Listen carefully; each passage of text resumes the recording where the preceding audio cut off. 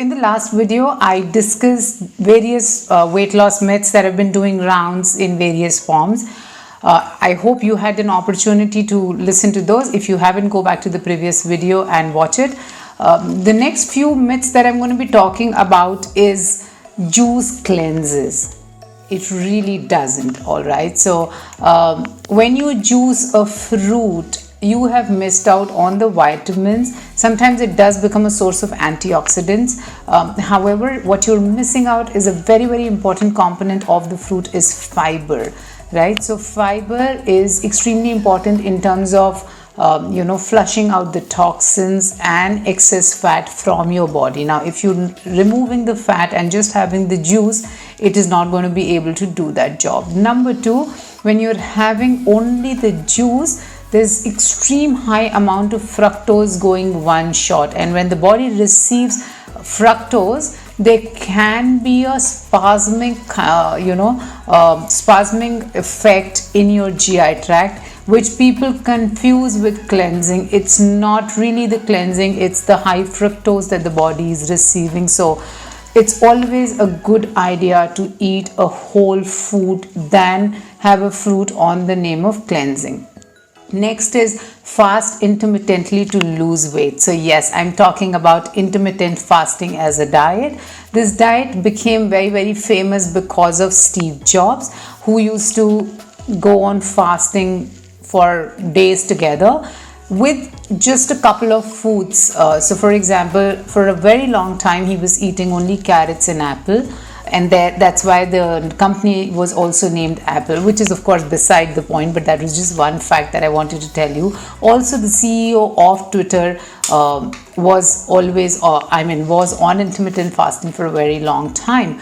The idea of intermittent fasting or eating in a certain window is a lifestyle and not a diet. So for example, if you're fasting for 16 hours and eating in 8 hours, there is only a certain number of calories that you can put in your mouth in 8 hours or in one meal, and thereby you're restricting the number of calories and experiencing weight loss. However, when you go back, you're going to gain back all the weight. So if you can opt it as a lifestyle, go ahead and enjoy intermittent fasting, but never as a tool to lose weight. Next is the keto diet is solution to weight loss or fat loss. This is the diet which is most happening right now. In this diet, your carbs are reduced to almost negligible. You avoid certain fruits and vegetables, you avoid whole grains, you avoid legumes, you avoid pulses, and you consume high amount of fat, high amount of meat.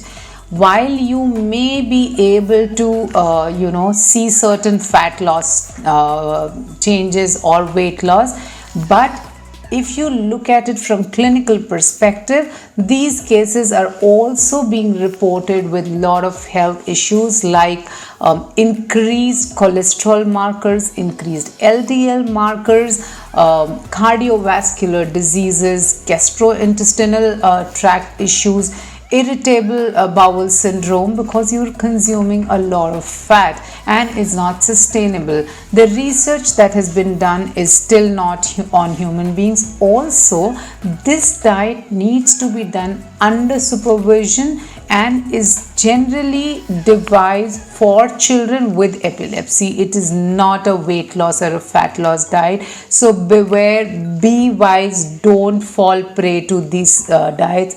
Like I said, good habits, a sustainable lifestyle is what is going to give you sustainable weight loss. The next one is cheat meal helps. I have covered this in one of my previous videos about this particular word itself. The word has a very negative connotation, makes you feel guilty, makes you feel that you've fallen off the wagon and you've almost done a crime. Now, I personally call it a deviation or just a treat meal, right? So go ahead and enjoy. If there is a reason to celebrate, if you are meeting a friend or if there is a social engagement at home and if there is rich food available, you must eat. However, just be wise. So maybe if you're eating out, start your meal with a good serving of salad, and then take a small portion of whatever your favorite appetizer or main courses and share it with your family and friends. So cheat meal does not help you to lose weight. Whoever says that it helps you to lose weight is the biggest myth. You are basically getting into a guilt pang and overeating because this is the only meal that you can eat. So don't fall for a cheat meal. Enjoy and make sure that it's sustainable. I will keep repeating the sustainability time and again because that's the key.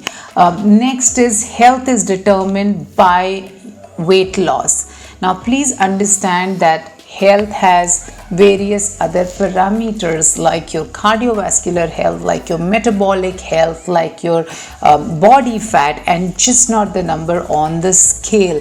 For different people, health is different. When people consider health as BMI, which is nothing but your weight in kilograms divided by height in meters square, is not the best way to check your health, because you do not know how much fat do you have or how much muscles do you have, what's the situation of your heart or of your organs.